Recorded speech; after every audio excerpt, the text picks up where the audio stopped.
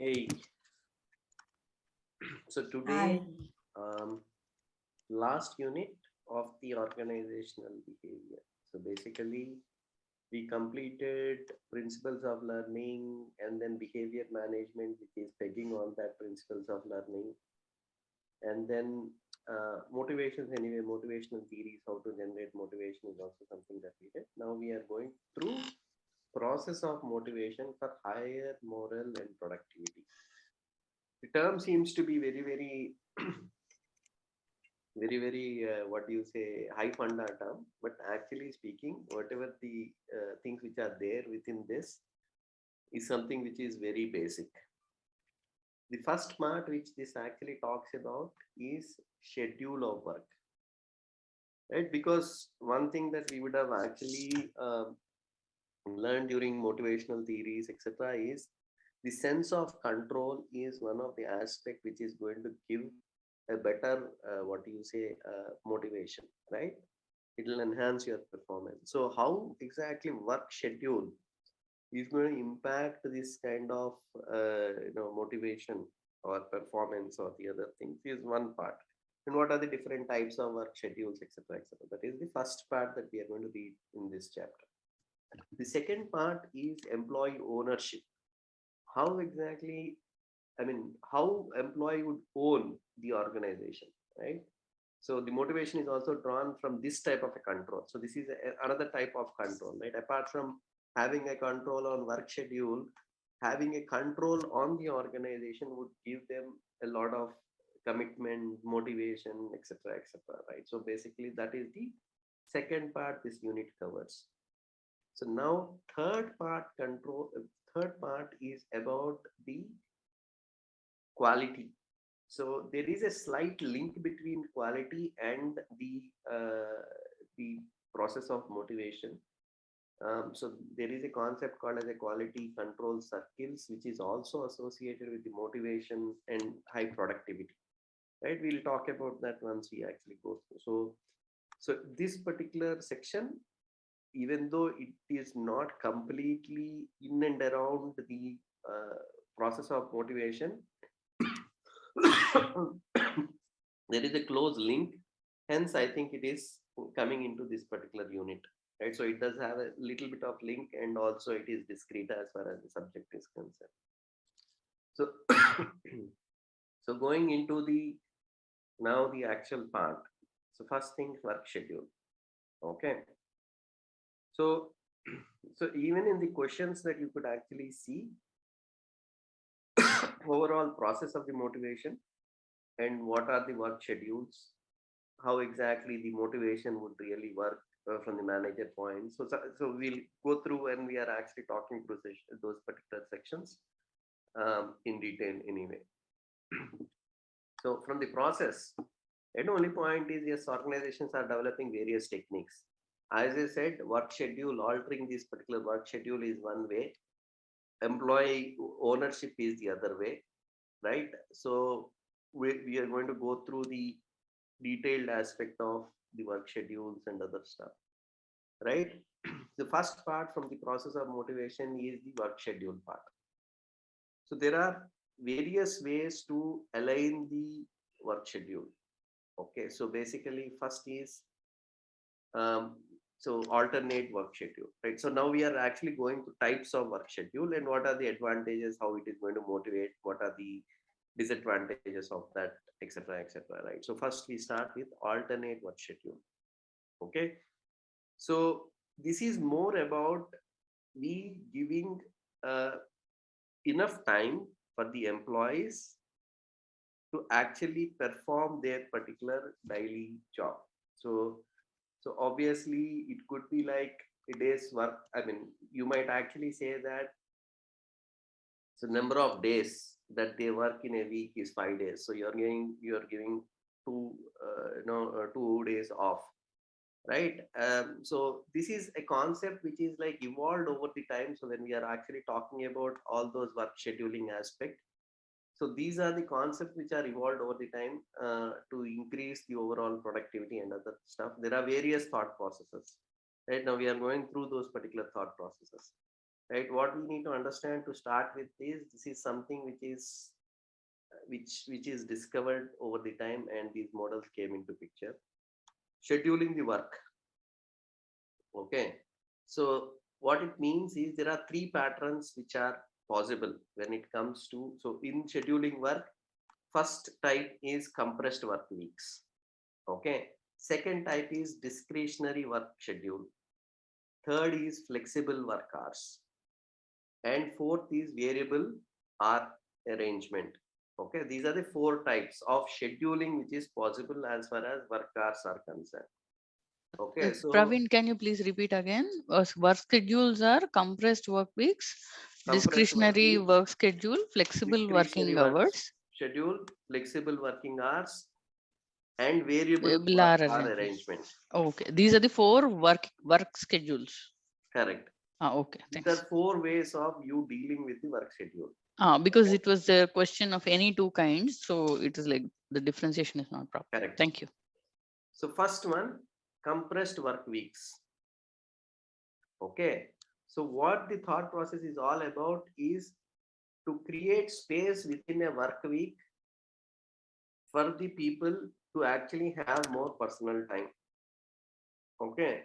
So this we are very well aware where, for example, we get 2 days off. Certain industries get 1 day off. Certain industries get 1.5 day off, right? So there are various patterns in this particular thing, right? So broadly, there are three basic patterns. So pattern one. So there are two parameters that we are dealing with. One, number of work days in a week that anybody can do. Second parameter that organization is fiddling is the number of hours that we work in a day. These are the two parameters. So these are three possible combinations with these two parameters. First combination, you reduce the week, you reduce the number of days within a week, but your total hours in a week remains same. You might say that in a week 40 hours of work is compulsory.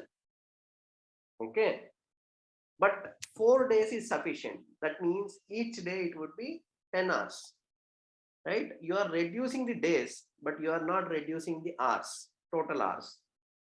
Second way to deal with it is fewer hours work per week, but total days remain same. You might say that work for 5 days, but 35 hours is sufficient, not 40 hours. So number of hours that you work in a day would reduce. The third is, this is the most happy scenario for any employee: fewer hours, fewer days. You will say 4 days a week, 8 hours per day. So it is like 32 hours is enough, right? So basically both hours and days are reduced. So these are the three basic patterns that actually have no is prevalent. So there is one unusual pattern, I mean, which most of us might not be aware so this is an example of unusual pattern. Okay, not very usual, but it is followed in certain organizations where instead of 7 days, organization says that we have 8 days a week. Okay, so they say their control is for 8 days. So month is divided into 4 8 days. So obviously there is one or two short depending on the type of the month, but way it is organized is, let's say you take week one, which is going from Monday to Monday.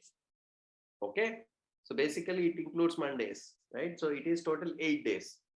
So what they say is, in these 8 days, you come for 4 days, take leave for 4 days. Second week starts from Tuesday to Tuesday. Again, come for work for 4 days, take leave for 4 days.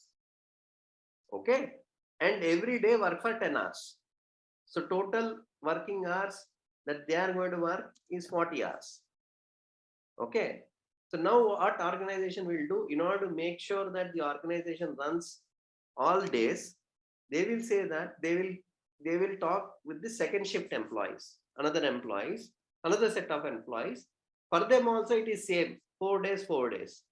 But the advantage here is now if you mix these two, organization is working for all the 8 days.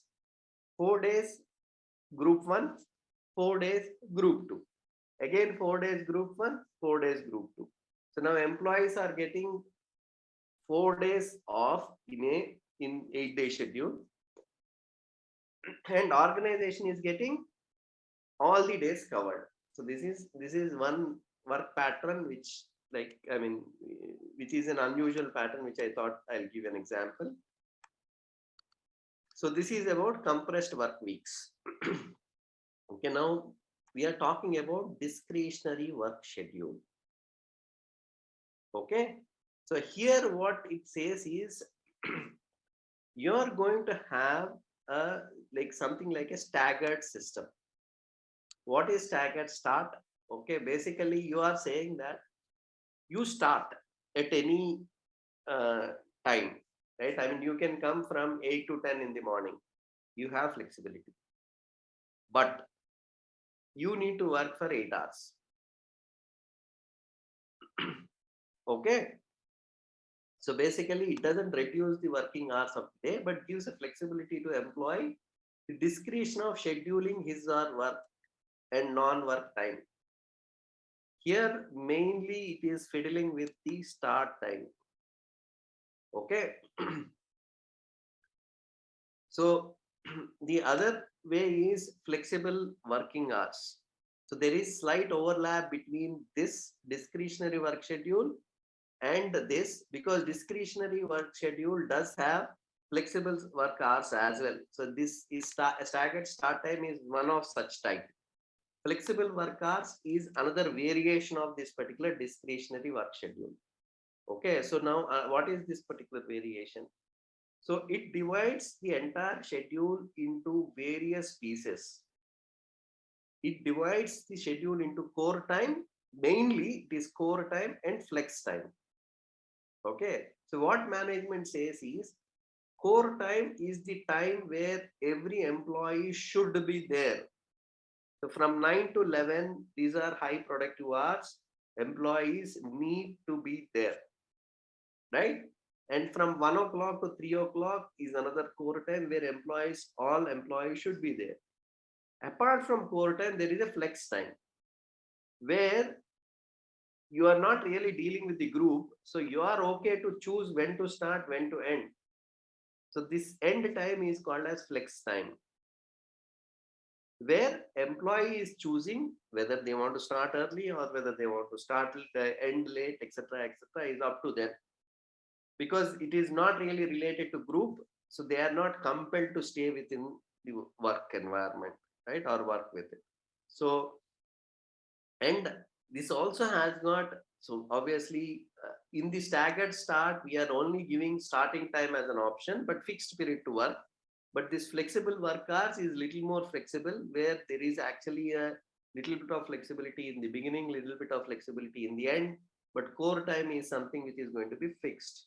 And it also defines this flex working hours, defines bandwidth. So it still might say that employees need to work for 8 hours, right? The flex time, maybe you can probably start late, finish late, or start early, finish early, kind of a thing. But there is a bandwidth. There is something called as a bandwidth. Okay, so this entire period is the bandwidth which would be defined.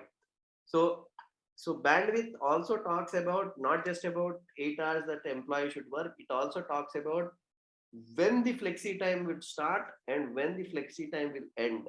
So if employee wants to work very, very early, maybe I want to come 5:30 in the morning, I can't do it. My bandwidth starts at 7 only. Yes, there is a flexi time from 7 to 9. You can probably think of coming any point of time. And there is a flexi time from 3 to 5. But bandwidth is, it is starting from 7 and it is ending at 5. You can't really stay beyond 5. So that is what is the bandwidth there, right? So obviously there are number of, so there is a core minutes that are defined. Okay, formal, and when employees seek formal approval before altering. So basically there is also a concept of employees having an approval taken. Like, even though there is a flexi time, some companies say that you tell us before whether you are going to start late or start early, right? Something like that. So there is a formal or informal approvals that could be involved. Schedule variability often can change their schedules, or there is a change that could be possible. Okay, time banking in some cases where you work for 10 hours today, but work only 6 hours next day. So basically, you accumulate more hours today and carry forward to next day so that you work less there. So time banking concept is also possible. Okay, schedule is flexibility. So it does have flexibility as such. Bandwidth, we already talked about bandwidth. So this is about flexible working hours. So now we are going to variable hour arrangement. Okay. So this is also a type of discretionary work schedule. Okay. So what it is saying is the employees got a contract with the management with a specified amount of time that worked out on a daily, weekly, and this one. So it all depends on what it is saying is it all depends on what is agreed with the management before.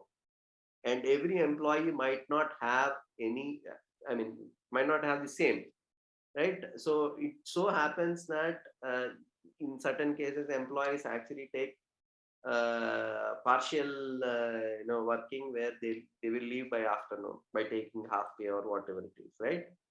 So another way to deal with it is the task contracting, where the contract is not about the time that you have that you are going to spend. The contract could be based on the task. You will say that I will finish this task. Don't ask me when exactly I'm going to come, when exactly I need to leave. My contract is about finishing this task by this time. I'll do it. So it is not a day-to-day tracking of the time which is required, right? So a lot of IT companies nowadays follow the task contracting as well with work from home kind of an arrangement. But often we work more than whatever they anticipate to complete the task. They'll give tasks in such a way that you end up working 18 hours, not 8 hours, right? So effects of flexi time. Okay, so they're now we'll talk about the effects in the outcomes anyway. It will come into the outcome when we are going to talk. So the other one is shift work schedules. Okay, so shift work schedule is about you. I mean, I think working in shifts is very very evident as far as the entire thing is concerned, right? So shift work is, I mean, one thing which needs to be, I mean, we need to be aware here is it is going to be taxing as far as the body is concerned. So there are certain thumb rules that people really follow while they are allocating to the work. So there is a theory of work adjustment, uh, which talks about that why these schedules might really help is basically everybody, I mean, might have different needs. Some people might really want to spend time in the morning because of taking care of kids or whatever it is. So they might actually prefer the night jobs. So if the compatibility is better with the organization that we are actually working, the chances of we sticking to it, loving that particular job will increase. So, so often organizations do offer this particular variable, I mean, shifts kind of a schedule, but there are other reasons as well, which there is a separate section which talks about what are the negatives, what are the positives, etc., on this particular aspect. But only point that you need to remember at this stage is yes, there is actually a relationship between employee, if the employee needs are better met, job would be better satisfactory for the employee. That is what this theory of work adjustment is there. Okay, compressed work week, we already talked about compressed work week here. Okay, so obviously there is a side effect of, I mean, compressed work week is if there is more what do you say as I mean, if there are more holidays, you have more time to actually recuperate. So basically, you can gain energy very easily so that you can work effectively, right? So that is what a lot of people think. But if there is more days that you are going to work, then you might really get that fatigue very easily. Right? So compressed work schedule is experienced positively because it efforts larger block of time for our lives. Okay. Negative note. Okay, this is the important point which we might not be thinking, but negative note is if you allow people to relax more, their job satisfaction is going to be weak. Okay. So ultimately, job satisfaction is one aspect which could be affected if we have compressed work schedule. Okay. And the other part is the evidence that people are going to reduce the fatigue is not very conclusive. So somebody might say that 4 week a day, 4 days a week would be better than 5 days a week, but there is no conclusion. There is no clear statement saying that this is what is better, right? Majority follows 5 days a week, especially when it comes to mentally taxing jobs. But there is nothing that really proves whether 4 days is better or 5 days is better. I mean, there is no conclusive proof to say what is better. Support of positive relationship between performance effectiveness, compressed schedule is mixed. Okay, so it is actually, I mean, the link between performance and compressed schedule, where there are theories which say that if you take rest, you come fresh and then you perform better. There are actually mixed theories as well. So it could be like performance could go down if you take too much of rest, performance could increase. So there are actually mixed. It is also inconclusive, right? So this is about whatever the compressed work week that we talked about. Okay. So now discretionary time systems. So we are talking about discretionary work schedule, which comprises staggered hours, flexi hours, variable hours, kind of a thing, right?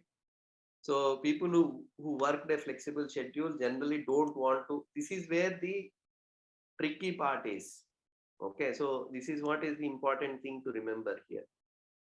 There are two interesting conclusions.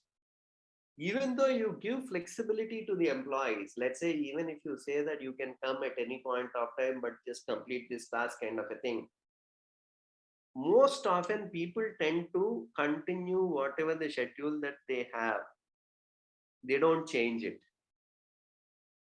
Yes, people love the flexibility, but when you give that flexibility, often they just follow. I think they will happily follow whatever the hours which were designated, right?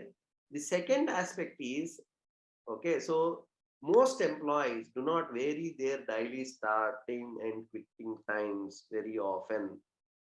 Even there is a flexibility which is given, they don't change.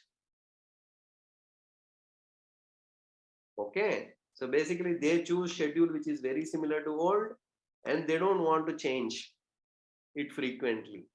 So people does have a choice, but taking that choice, I think this is where the organizations could probably think and still offer flexi working hours, but people are going to just continue in the way that they were doing, and in a much more happy way. That's exactly what the interesting point here is. But if you see in flexi hours, they are giving flexibility only in 2 hours between 7 to 9. No, it could be various flexibilities, right? So it could be even task contracting. Acha. See, so there are three types of flexi hours, discrete work schedule here. One is staggered start, where you are saying that somebody can start late and but work for 8 hours. You have flexible hours, you have variable hours, right? Flexible hours, you are actually giving flexi time in the starting and beginning. Variable hours is like complete freedom. You just give the task and say that you just complete this. I don't care when you are going to complete.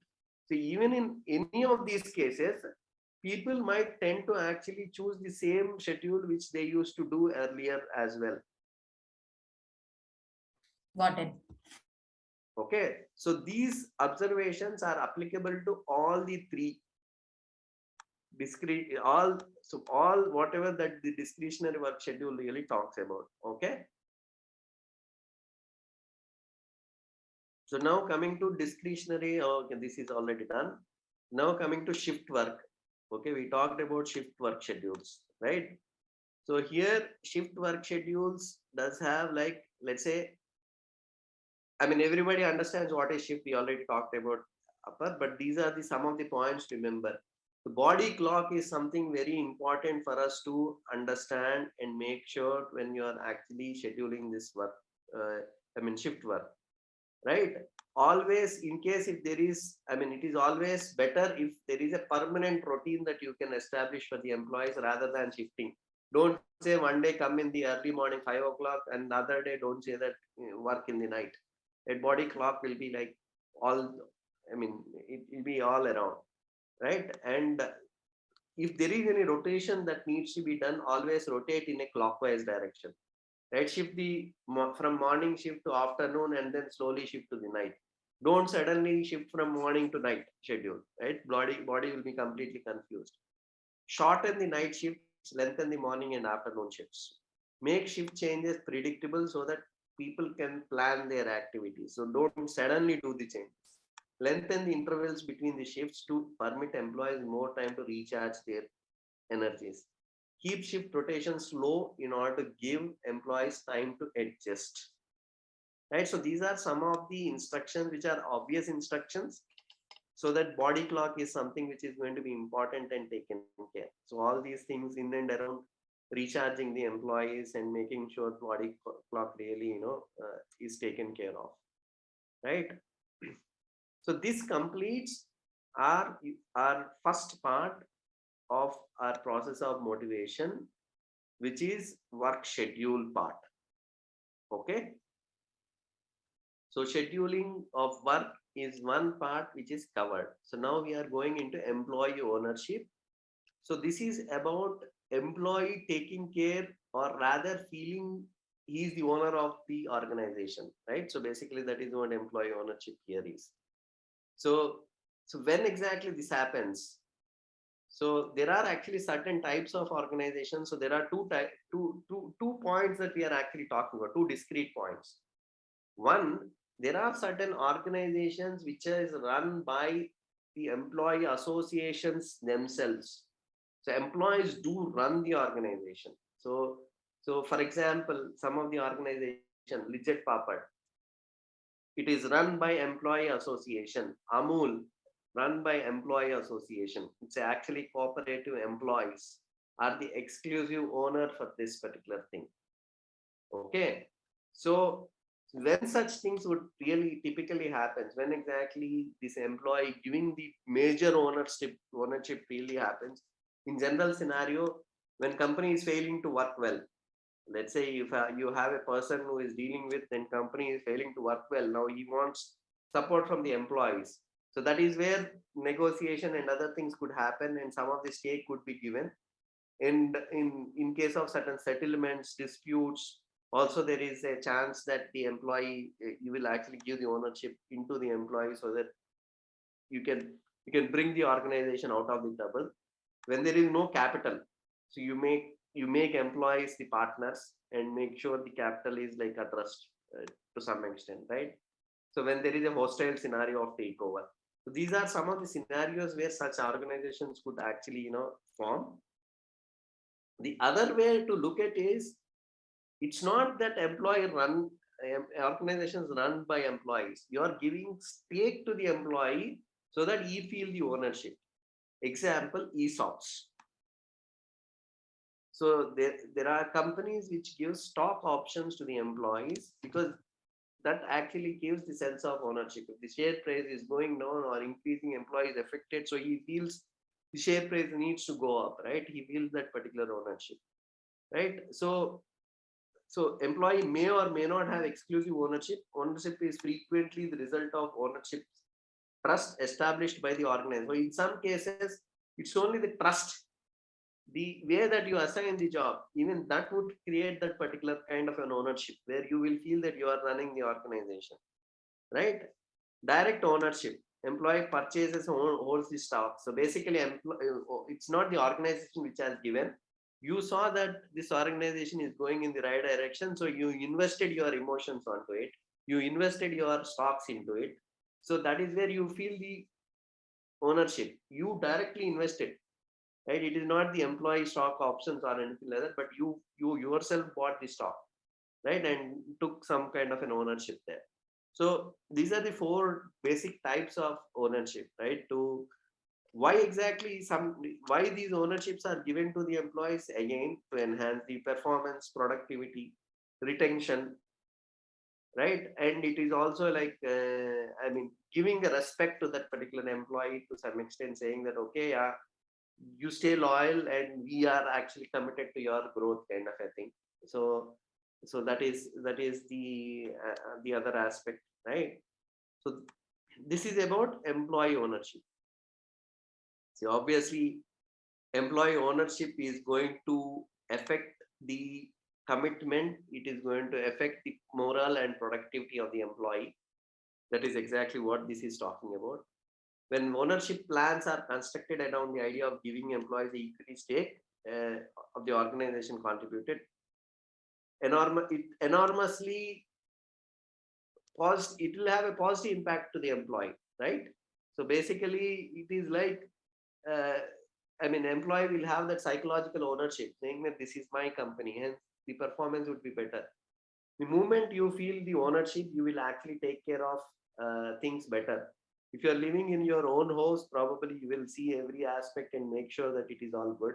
But when you are in a rented house, you will actually destroy it in a, in a different way, right? So it's like that, right? So that's how it is.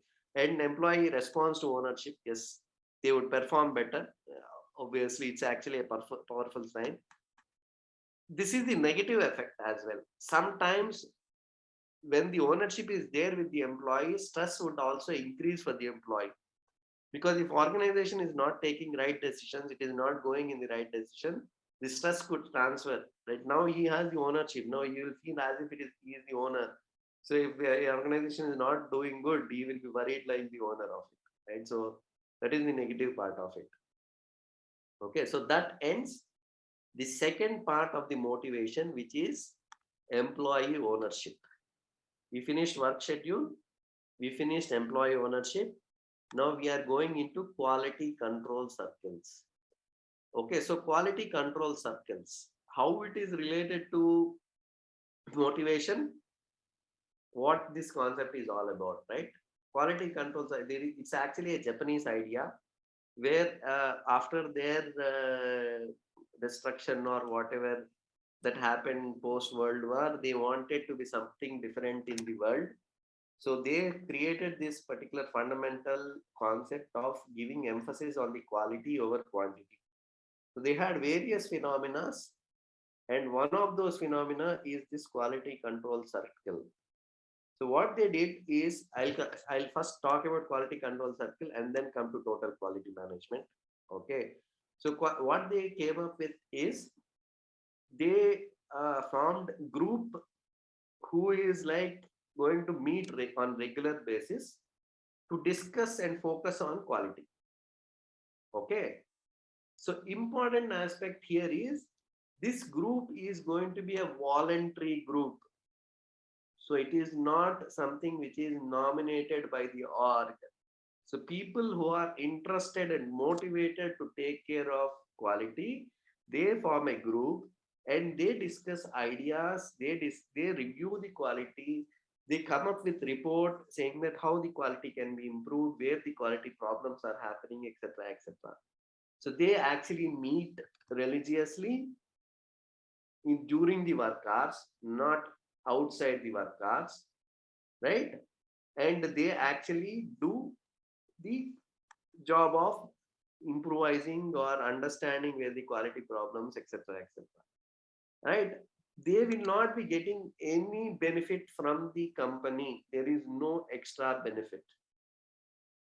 Okay, and there is no extra authority given to this quality control, I mean, circle as well.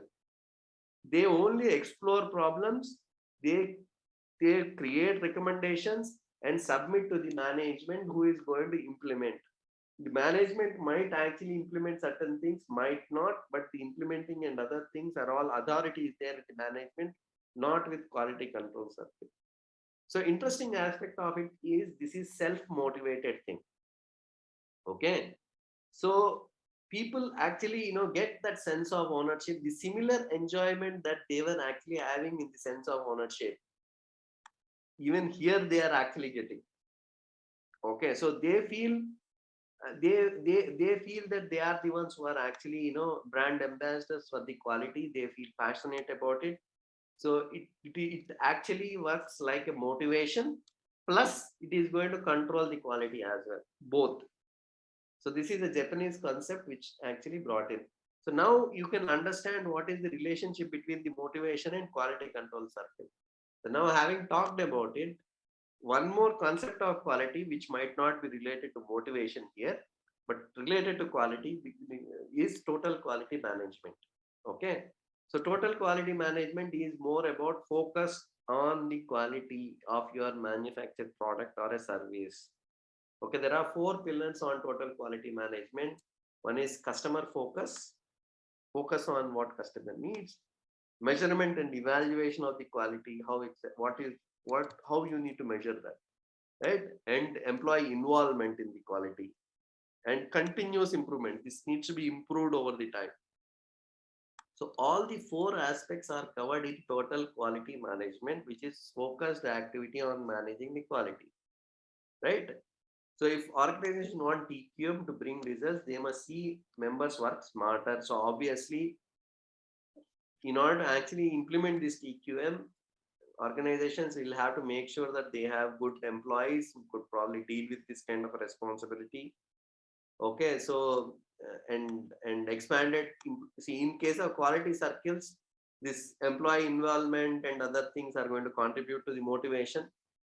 Okay, and social motivation is also benefited from participating in the quality circles. So you being the part of quality control circle itself is going to actually empower, or rather people think that they are actually doing right. So basically that social motivation is also something which is achieved, right?